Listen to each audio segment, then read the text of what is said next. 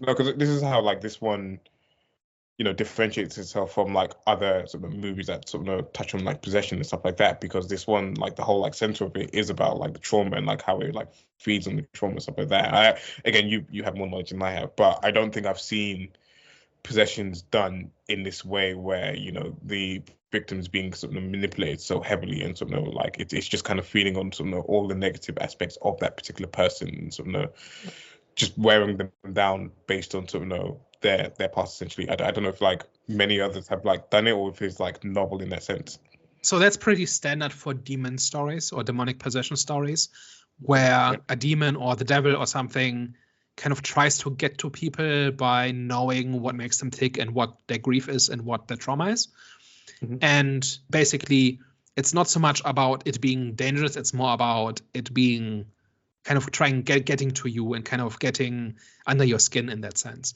And so that is essentially what this runs on, like as a story. In a classical demon story, the demon will try to kind of bribe you or seduce you in the sense of trying to get you to do something. Like a lot of the time, the demon doesn't have actual power over you, mm-hmm. but it has to get you to take the step that makes you vulnerable. And then once you've made that mistake, once you've crossed that line, that's when it's all over.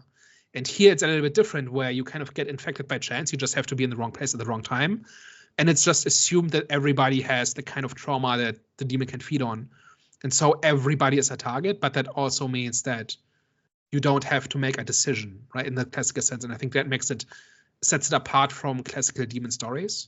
So it's kind of less interesting in the sense that there isn't a choice, right? Like there's no temptation in that sense. Like you're just a victim.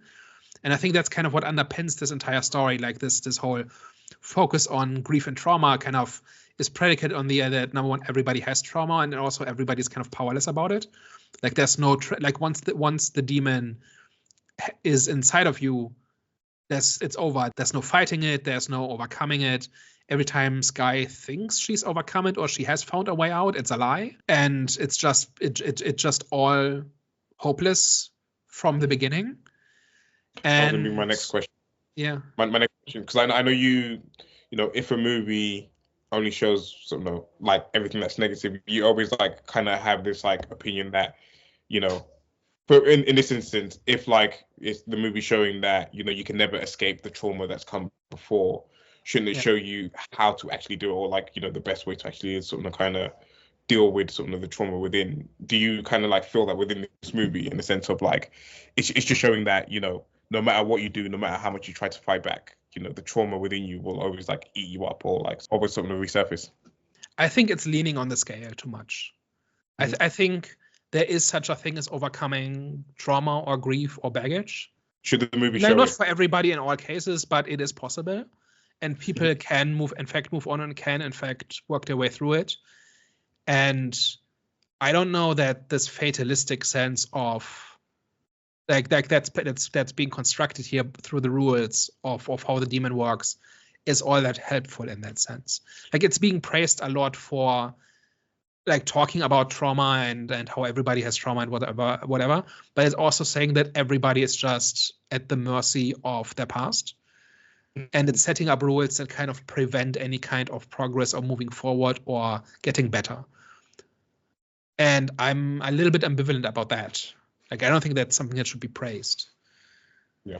Like, and there's also no helping, right? Like, it doesn't matter what anybody does. Once the demon is latched on, it's over. Like, nobody can do anything to make it better.